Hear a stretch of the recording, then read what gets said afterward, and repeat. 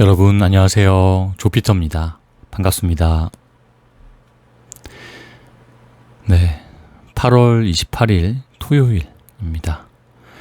현재 시간은 오후 4시 44분입니다. 네, 여러분 점심은 드셨나요? 저는 방금 먹었습니다. 방금 먹고 바로 촬영을 진행하고 있는데요. 된장찌개 먹었습니다. 맛있었겠죠? 여러분 점심 어떤 거 드셨나요? 쉬는 날이시라고 너무 막 끼니 거르지 마시고 항상 끼니 잘 챙겨 드시길 바라겠습니다.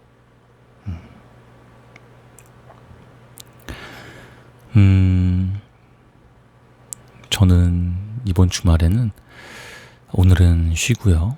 그리고 내일은 아주 중요한 약속이 또 있어서 내일은 나가게 될 것 같네요. 아주 중요한 약속이기 때문에 벌써부터 기대가 되는 그런 시간입니다. 행복한 시간 보냈으면 좋겠네요. 여러분들도 중요한 약속 주말에 잡아 놓으셨나요? 생각만 해도 뭔가 워낙 중요해서 설레기도 하고 또 약간의 부담감도 있을 것 같기도 하고 그런 심장을 뛰게 하는 약속 있으신가요? 때로는 이런 것들이 우리가 삶을 더 힘있게 나아가게끔 하는 그런 원동력이 되는 것 같아요. 삶에서 자칫하면 매너리즘에 빠진다든가 우울감에 빠질 수 있는데 이런 중요한 약속이라든지 또는 뭐 사소하지만 어떤 로또를 한다든지 한 주 동안 기대를 하게 만드는 거죠. 이런 삶의 기대라는 요소거리를 좀 의식적으로 넣어주신다면 우리가 삶을 살아가는 데 있어서 조금 더 재밌고 의미가 느껴지고 그리고 에너지를 얻을 수 있는 그런 것들이 될 수 있지 않을까 라는 생각을 합니다. 여러분 어떤 것이 있을까요? 한번 고민해 보셨으면 좋겠습니다. 네. 오늘 데미안 8번째 시간인데 오늘로 이제 마무리를 지을 것 같습니다. 페이지 수가 얼마 남지 않았습니다. 그래서 오늘 아마 촬영이 이렇게 길지 않을 거예요. 약 219페이지까지니까 제가 207페이지에서 한 12페이지, 13페이지 정도 읽으면 끝이 납니다. 그래서 거의 30분도 안 될 것 같은 느낌이 좀 드는데요. 최대한 조금 천천히 읽으면서 너무 짧지 않게 그렇게 영상을 좀 구성해봤으면 좋겠습니다. 데미안 재밌기도 하지만 또 어렵기도 한 책이었습니다. 저는 반드시 작가가 아니죠. 우리 작품 해설을 읽어봐야겠다라는 생각이 듭니다. 여러분들도 쭉 다 읽으신 다음에 들으신 다음에 해설 한 번쯤 내 생각을 먼저 정리해보고 이게 어떤 내용이었고 내게 어떤 식으로 받아들여졌는지 내 생각 정리를 먼저 해보고 그 다음에 해설도 한번 참고해보셔도 재밌을 것 같다라는 생각입니다. 네, 그래서 데미안 8번째 마지막 시간 지금부터 시작하겠습니다.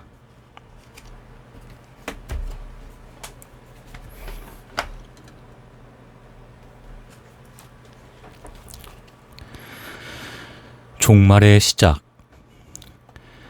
나는 여름 학기에도 HC에 머물 수 있게 해놓았다. 우리는 이제 거의 언제나 집에 있는 대신 강가의 정원에 있었다. 레슬링 시합에서 보기 좋게 진 일본인은 떠났고 톨스토이 추종자도 없었다. 데미안은 날이면 날마다 끈질기게 말을 타고 돌아다녔다. 나는 자주 그의 어머니와 단둘이 있었다. 이따금씩 내 삶의 평화로움에 놀라곤 했다. 나는 워낙 오래 홀로 있었고 포기를 연습하고 나 자신의 고통으로 힘들게 허우적거리는데 익숙했던 터라 HC에서의 이 몇 달은 꿈의 섬처럼 느껴졌다. 그곳에서 나는 요술에 걸린 듯 편안하게 오직 아름답고 유쾌한 일과 생각들 속에서 살 수 있었다. 이것이 우리가 구상하는 보다 높은 새로운 공동체의 전조임을 예감하고 있었다. 나는 넘치는 만족과 쾌적함 속에서 숨쉬도록 태어난 사람이 아니었다. 고통과 쫓김이 필요했다.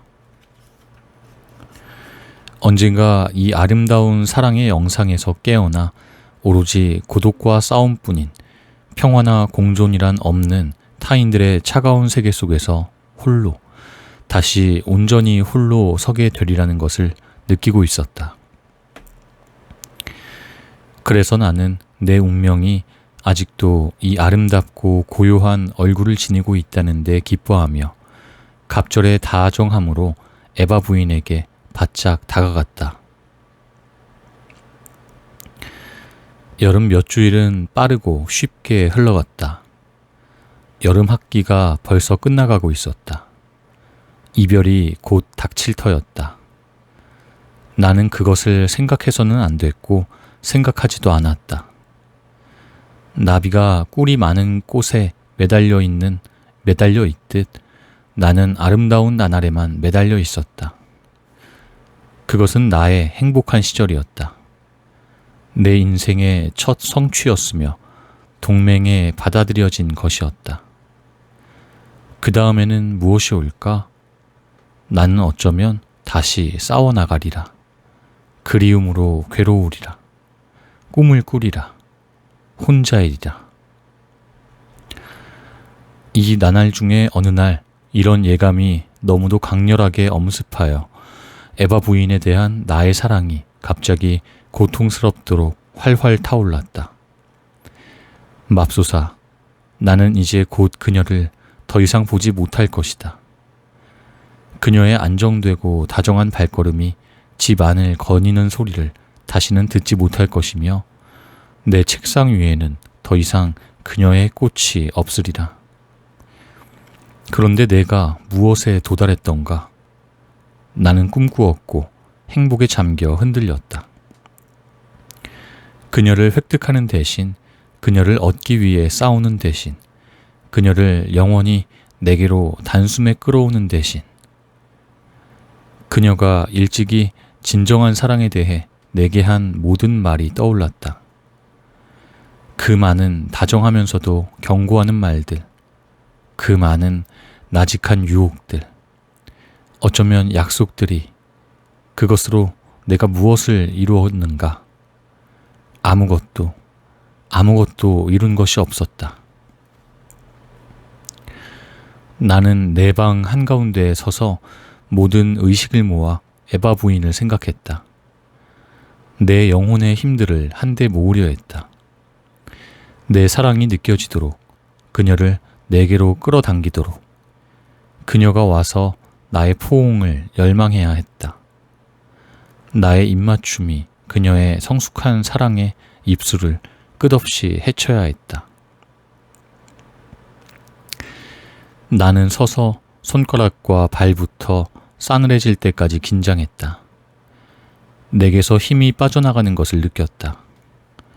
잠시 내 속에 무언가가 단단하고도 긴밀하게 한데 모였다. 무언가 밝고도 환한 것이. 나는 잠시 심장에 수정 한 덩이를 지니고 있는 듯한 느낌이었다. 그리고 그것이 나의 자아라는 것을 알았다. 냉기가 가슴까지 차올랐다. 무서운 긴장에서 깨어났을 때 무언가가 오는 것 같은 느낌이 들었다. 죽도록 탈진해 있었으나 에바 부인이 방 안으로 들어오는 것을 바라볼 준비가 되어 있었다. 불타오르며 황홀하게. 그때 따가닥 따가닥 말 달리는 소리가 긴 길에서 망치치듯 다가왔고 가까이에서 거세게 울리다가 갑자기 멈추었다. 나는 창가로 뛰어갔다. 밑에서 데미안이 말에서 내리고 있었다. 나는 달려 내려갔다. 무슨 일이야, 형? 어머님께 무슨 일이 있는 건 아니겠지? 그는 내 말을 귀담아 듣지 않았다. 몹시 창백했으며 땀이 이마 양쪽에서 뺨으로 흘러내리고 있었다. 그가 열로 달아오른 말의 고삐를 정원 울타리에 메고는 내 팔을 끼고 함께 거리를 걸어 내려갔다. 벌써 소식 들었니? 나는 아무것도 몰랐다. 데미안은 내 팔을 누르며 어둡고 연민에 찬 특별한 눈길로 나에게 얼굴을 돌렸다. 그래, 이봐. 이제 시작된 거야. 러시아와의 긴장이 고조되었다는 건 알았겠지. 그러면 전쟁이 난 거야? 그러리라 믿진 않았는데. 가까이에 아무도 없건만 그가 나직하게 말했다.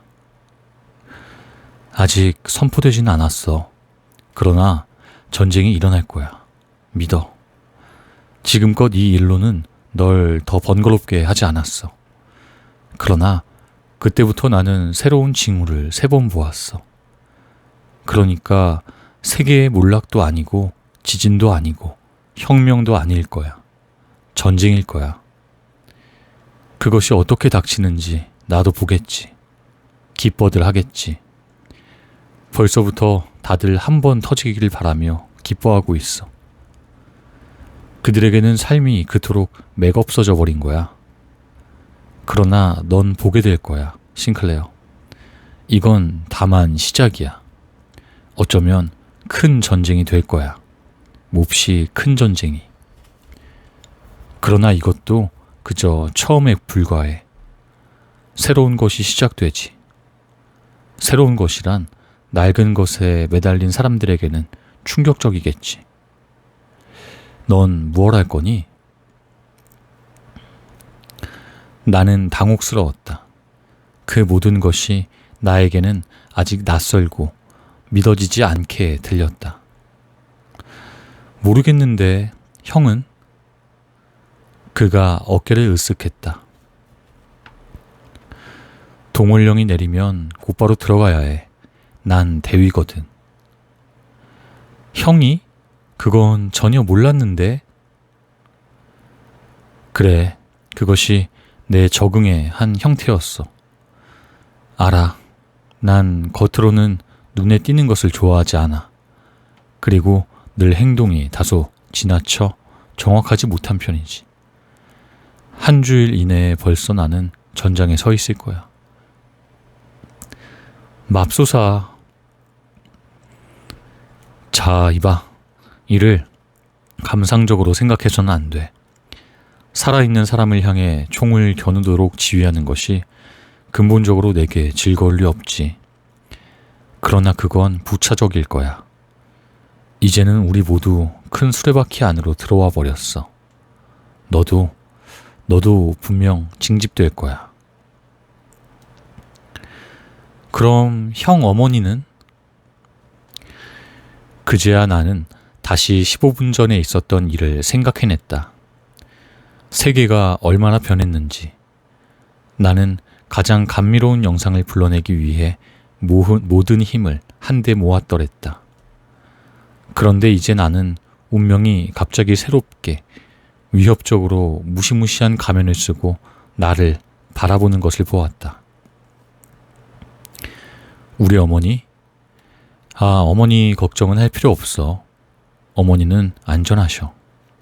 지금 세상에 있는 그 누구보다도 더 안전하셔. 어머니를 그토록 사랑하니? 형도 알았어? 그가 환하게 껄껄 웃었다. 어린아이로군. 물론 알았지. 사랑하지도 않으면서 우리 어머니한테 에바 부인이라고 말하는 사람은 아무도 없었어. 아무튼 어땠어? 네가 어머니나 나를 오늘 부른 거지. 안 그래? 그래, 내가 불렀어. 에바 부인을 불렀어. 어머니가 들으셨어. 갑자기 나를 보내셨거든. 너한테 가봐야 한다고. 어머니께 방금 러시아에 대한 소식을 들려드린 참이었는데 말이야. 우리는 돌아섰다. 별로 더 많이 이야기하지 않았다. 그는 울타리에 메어두었던 말고삐를 풀고 말에 올라탔다. 나는 위층 내 방으로 돌아가 내가 얼마나 지쳐 있는지 비로소 감지했다. 데미안이 전한 소식, 그리고 그보다 조금 전에 긴장 때문이었다. 그러나 에바 부인이 내 소리를 들었다. 내 생각으로 마음속에서 그녀에게 가다한 것이다. 그녀 자신이 왔더라면 좋았을 텐데, 그러지 않았더라도 이 모든 것은 얼마나 특별한가, 근본적으로 얼마나 아름다운가. 이제 전쟁이 일어날 것이다. 우리가 이미 여러 번 이야기한 것이 이제 일어나기 시작한 것이리라. 그리고 데미안은 그것에 대해 그 많은 것을 미리 알고 있었다. 얼마나 기이한가. 지금 세계의 흐름이 더 이상은 그 어딘가에서 우리를 스쳐가지 않는다는 것이, 그것이 지금 갑자기 우리의 가슴 한가운데를 뚫고 간다는 것이, 모험과 거친 운명들이 우리를 부르며 지금 아니면 머지않아 세계가 우리를 필요로 하고 스스로를 변모시키려는 순간이 온다는 것이. 데미안이 옳다. 그것은 감상적으로 받아들일 일이 아니었다. 그토록 외로운 일인 운명을 내가 이제 그토록 많은 사람들과 온 세계와 공동으로 체험해야 한다는 것이 이상할 따름이었다. 그럼 좋다. 나는 준비가 되어 있었다. 저녁에 시내를 지나갈 때 구석구석이 큰 흥분으로 들끓고 있었다. 어디서나 전쟁이란 말이 들려왔다. 나는 에바 부인 집으로 갔다.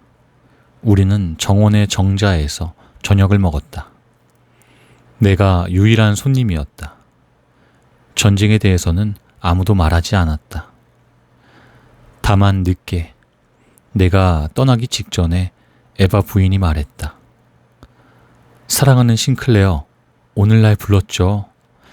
내가 왜 직접 가지 못했는지는 알겠죠. 그러나 잊지 마요. 당신은 이제 부름을 알아요. 언제든 표적을 지닌 누군가가 필요하거든 그때 다시 불러요. 그녀가 일어나 뜰의 어스름을 뚫고 앞서갔다.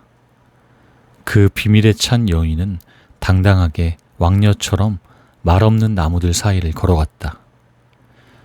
그녀의 머리 위에서 조그맣고 사랑스럽게 많은 별이 빛나고 있었다.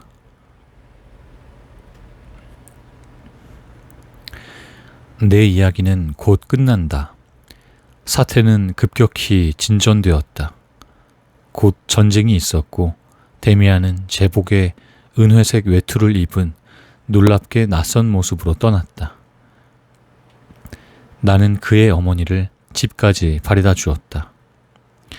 곧 그녀와도 작별했다. 그녀가 내 입에 키스하고 한순간 나를 가슴에 안았다. 그녀의 큰 눈이 가까이에서 흔들림 없이 내 눈 속으로 타들어왔다. 모든 사람이 형제가 된 것 같았다. 그들은 조국과 명예를 말했다. 그러나 그것은 운명이었다. 그들 모두가 한순간 운명의 숨김없는 얼굴을 들여다보았다. 젊은 남자들은 병영에서 나와 기차에 올랐다. 그리고 많은 얼굴들에서 나는 표적을, 우리의 표적이었다. 아름답고 가치 있는 표적을 보았다. 사랑과 죽음을 의미하는 것이었다.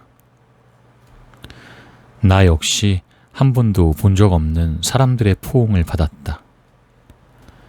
나는 그것을 이해했고 기꺼이 응답했다. 그들이 그렇게 하는 것은 일종의 도취였다. 운명의 뜻이 아니었다. 그러나 도취란 신성하다. 그들 모두가 이 짧고 뒤흔드는 시선으로 이미 운명의 두 눈을 들여다보았기 때문이다. 내가 전장으로 갔을 때는 이미 거의 겨울이었다. 처음에 나는 총격의 선정성에도 불구하고 모든 것에 실망했다. 예전에 나는 한 인간이 하나의 이상을 위해 살 수 있는 일이 왜 그렇게 극단적으로 드문지에 대해 많이 생각해 보았다. 지금 나는 많은 사람들, 아니 모든 사람이 이상을 위해 죽을 수 있다는 것을 알았다. 다만 그것은 개인적 이상, 자유로운 이상, 선택한 이상이 아니었다. 그것은 떠맡겨진 공통의 이상이었다. 그러나 시간이 가면서 내가 인간을 과소평가했음을 알았다. 그렇게 봉사와 공통의 위험이 제 아무리 제복을 입혀 그들을 획일화해 놓았어도 나는 많은 사람들, 살아있는 사람들, 죽어가는 사람들이 운명의 의지에 눈부시도록 접근하는 것을 보았다. 아주 많은 사람들이 공격 때문만이 아니라 언제나 확고하고 먼, 약간 신들린 듯한 눈빛을 지니고 있었다. 그런 시선은 목적 외에는 아무것도 없으며 엄청난 것에 몰두해 있음을 뜻한다. 이런 사람들은 그들이 무엇을 원하든 믿고 생각한다.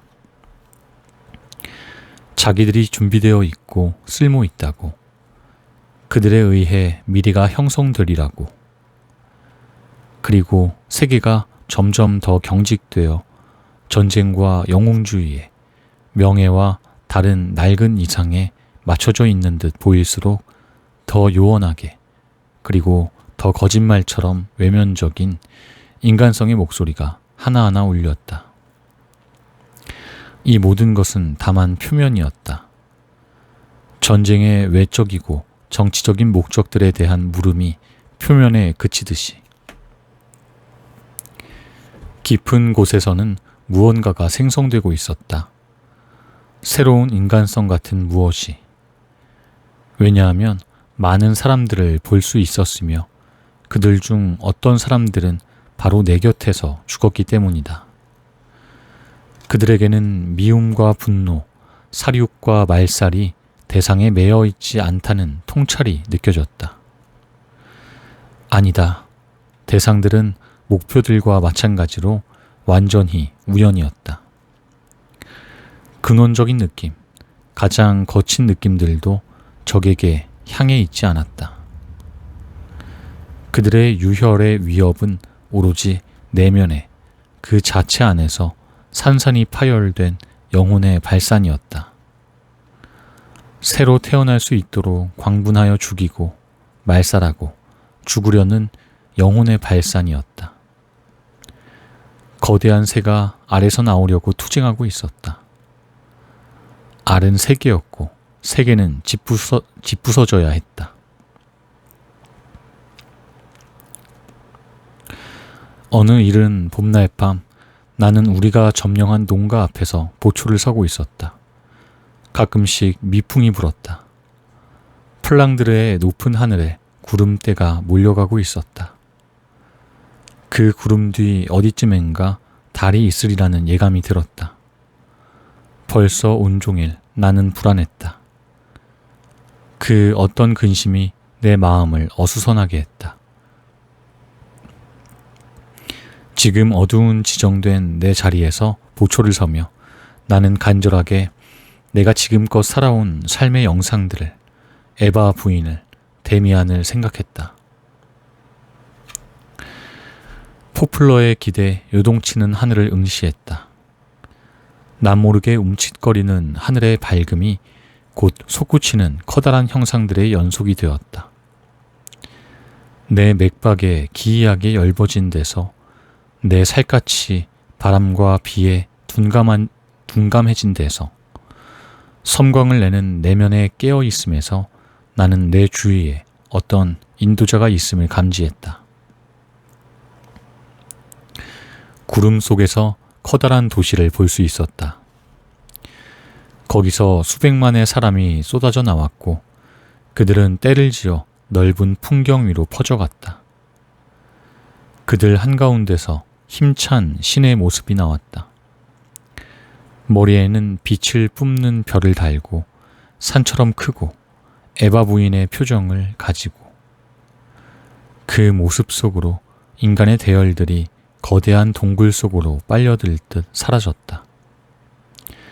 그러고는 사라졌다.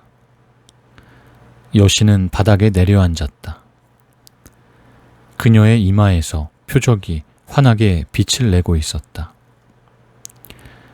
하나의 꿈이 그녀를 지배하는 힘을 가진 듯 보였다. 그녀가 두 눈을 감았다. 그녀의 큰 얼굴이 고통으로 일그러졌다. 갑자기 그녀가 맑고 높은 소리로 외쳤다. 그녀의 이마에서 별들이 튀어나왔다. 수천 개의 빛나는 별들이. 그 별들은 찬란한 포물선을 그리며 검은 하늘 저편으로 휙 떨어졌다. 별들 중 하나가 환한 음을 내며 똑바로 나를 향해 씩 날아왔다. 나를 찾고 있는 것 같았다. 그러더니 별이 요란한 소리를 내며 수천 개의 불꽃으로 쪼개져서 나를 휙 끌어올렸다가 다시 땅바닥으로 내동댕이 쳤다. 천둥 같은 소리를 내며 내 머리 위에서 세계가 무너졌다. 나는 포플러 가까이에서 흙과 상처로 뒤덮인 채 발견됐다. 나는 어느 지하실에 누워 있었다. 머리 위에 포화가 퍼붓고 있었다. 나는 어느 수레에 누워 덜컹덜컹 빈 벌판을 지나갔다. 대체로 나는 잠을 자거나 의식이 없었다. 그러나 깊이 자면 잘수록 무언가가 나를 끌어당김을, 나를 지배하는 주인인 어떤 힘을 내가 따르고 있음을 더 격렬하게 느꼈다. 나는 어느 외양간 집더미 위에 누워 있었다. 어두웠다. 누군가가 내 손을 밟고 갔다. 그러나 나의 내면적인 것은 더 나아가려 했다. 그것이 더 강하게 나를 끌고 갔다. 다시 나는 수레 위에 누웠다. 나중에는 들것 혹은 사다리에 누웠다. 점점 더 그 어딘가로 가라고 명령받고 있음을 느꼈다. 마침내 그곳으로 가려는 충동 말고는 아무것도 느끼지 못했다. 그때 나는 목적지에 도착해 있었다. 밤이었다. 의식은 분명했다. 이제 막 내 안의 끌림과 충동이 힘차게 느껴지던 참이었다. 이제 나는 넓은 홀에 바닥에 깔린 자리에 누워 있었다. 내가 부름받은 곳에 와 있다는 느낌이었다. 주위를 바라보았다. 내 매트리스 바로 옆에 다른 매트리스가 바싹 붙어 놓여 있었고 누군가가 그 위에 있었다. 그 사람이 앞으로 몸을 숙이고 나를 바라보았다. 이마 위에 그 표적이 있었다. 그것은 막스 데미안이었다. 나는 말할 수 없었다. 그는 말할 수 없었거나 말하려고 하지 않았다. 다만 나를 바라보았다. 그의 얼굴에는 그 너머 벽에 달려있는 신호등 불빛이 드리워 있었다. 그가 나를 향해 미소 지었다. 그는 무한히 긴 시간 동안 내 눈을 계속 들여다보았다. 천천히 그가 얼굴을 내게 더 가까이 밀었다. 우리가 거의 닿을 때까지. 싱클레어, 그가 나직이 말했다. 나는 눈으로 그의 말을 알아들었다는 표시를 했다. 그가 다시 동정하는 표정으로 미소 지었다. 어린 소년이 됐네. 그가 미소 띠며 말했다. 그의 입이 이제 내 입 아주 가까이에 있었다. 나직이 그가 계속 이야기했다. 프란츠 크로머 아직도 기억해? 나는 그에게 눈을 깜빡여 보였다. 미소 지을 수도 있었다. 꼬마 싱클레어, 잘 들어. 나는 떠날 거야. 너는 어쩌면 다시 한번 나를 필요로 할 거야. 크로모에 맞서든 그 밖에 다른 일이든 뭐든. 그럴 때 네가 나를 부르면 이제 나는 그렇게 거칠게 말을 타거나 기차를 타고 달려오지 못해. 그럴 땐 넌 너 자신 안으로 귀 기울여야 해. 그러면 알아차릴 거야. 내가 네 안에 있다는 걸. 알아듣겠니? 그리고 또 뭔가 있어. 에바 부인이 말했어. 네가 언젠가 잘 지내지 못하면 나더러 너에게 당신의 키스를 해달라고. 나에게 주워 보낸 키스를. 눈을 감아, 싱클레어. 나는 선선히 눈을 감았다. 내 입술 위에 가벼운 입맞춤이 느껴졌다. 내 입술에서는 계속해서 조금씩 피가 흐르고 있었고 피는 결코 줄어들지 않았다. 그리고 나는 잠이 들었다. 아침에 사람들이 깨웠다. 붕대를 감아야 했던 것이다. 마침내 완전히 잠이 깼을 때 나는 얼른 옆 매트리스로 몸을 돌렸다. 한 번도 본 적 없는 낯선 사람이 그곳에 누워 있었다. 붕대를 감을 때는 아팠다. 그때부터 내게 일어난 모든 일이 아팠다. 그러나 이따금 열쇠를 찾아내 완전히 나 자신 속으로 내려가면 어두운 거울 속에 운명의 영상들이 잠들어 있는 곳으로 내려가면 그곳에서 나는 그 검은 거울 위로 몸을 숙이기만 하면 되었다. 그러면 나 자신의 모습이 보였다. 이제 그와 완전히 닮아 있었다. 그와 나의 친구이자 인도자인 그와.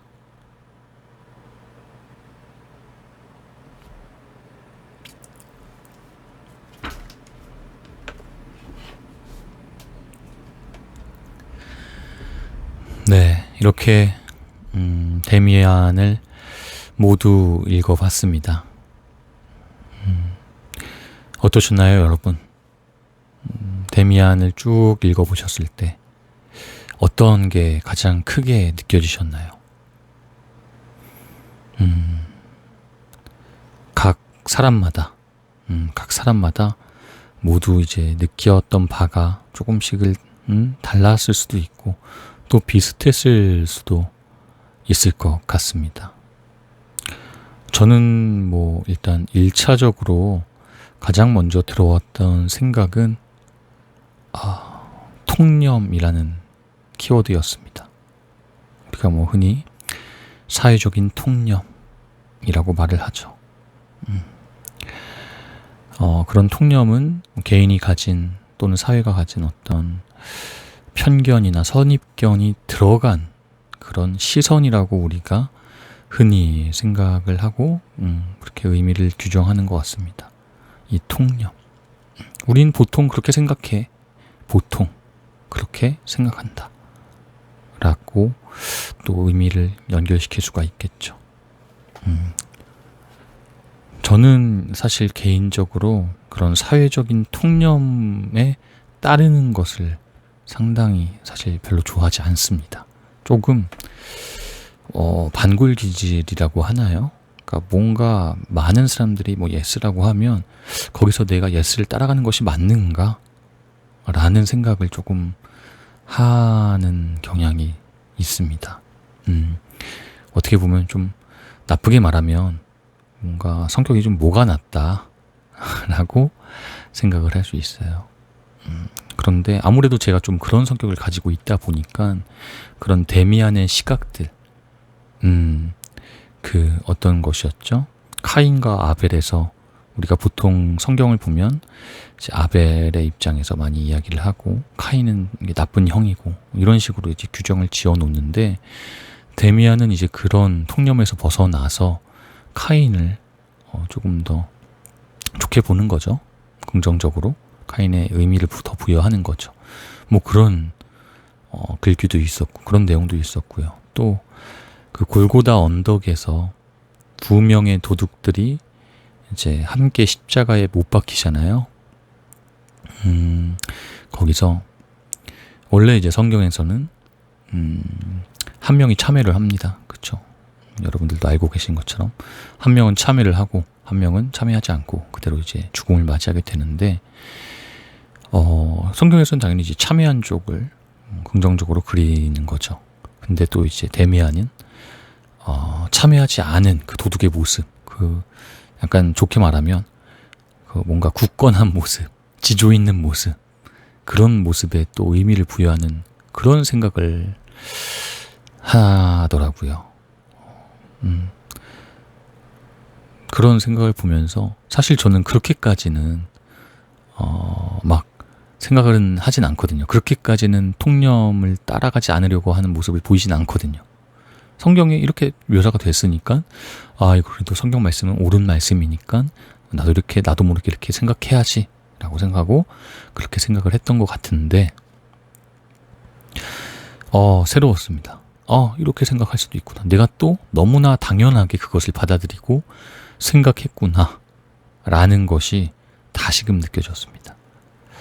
물론 근데 이렇게 다르게 생각하는 거, 조금 이제 나쁘게 말해서 모나게 생각하는 것은 어느 정도의 선은 필요한 것 같아요. 어느 정도의 선은 필요한 것 같은데, 그래도 너무 이제 시류에 휙휙 휩쓸려 가는 것보단 남들이 이렇다라고 말했을 때 그게 왜 맞지라고 다시금 생각하는 그런 종류의, 그런 정도의 생각 정도는 우리가 하면서 지내는 것도 나쁘지 않지 않겠나, 말이 약간 이상하죠? 괜찮을 것 같다 라는 생각이 많이 들었습니다. 저는 개인적으로 이러한 시선이 굉장히 마음에 듭니다. 데미안은 조금 심하긴 했는데 그래도 전 좋았습니다. 그런 시선들이. 제가 1차적으로 느꼈던 감정, 생각거리는 이 부분이었습니다. 어떻게 보면 이 데미안이라는 책에서 나와 있는 내용 중에서 가장 좀 눈에 띄기 쉬운 내용이었던 것 같아요. 그 내용이 일단 제게 가장 표면적으로 먼저 다 맞닿았습니다. 참 고전 문학은요, 한 번 읽고는 끝내면 안 될 것 같다라는 생각이 많이 들어요. 데미안도 재밌게 읽었는데 사실 어려운 내용도 많았고 심오한 내용도 많았잖아요. 사실 제가 절반은 그냥 재밌게 보고 절반은 이해 못한 것 같은 느낌이 많이 드는데요. 뭐 다시 본다고 해서 이해를 더 잘할 수 있을지는 모르겠으나 그래도 조금 시간이 흐른 다음에 다시 보고 싶다라는 생각은 아주 많이 듭니다. 이런 것들이 우리 고전 문학의 매력이 아닌가라는 생각입니다. 부디 여러분들께서도 재밌게 들으셨고 또 느낀 것들이 또 많으셨으면 좋겠다라는 생각을 해보겠습니다. 네, 데미안 지금 8번째 시간까지 함께 해주신 여러분께 정말 감사하다는 말씀을 드리고요. 조피터는 언제나 항상 잔잔하게 책을 들려드리도록 하겠습니다. 다음 책으로 뵙겠습니다. 안녕.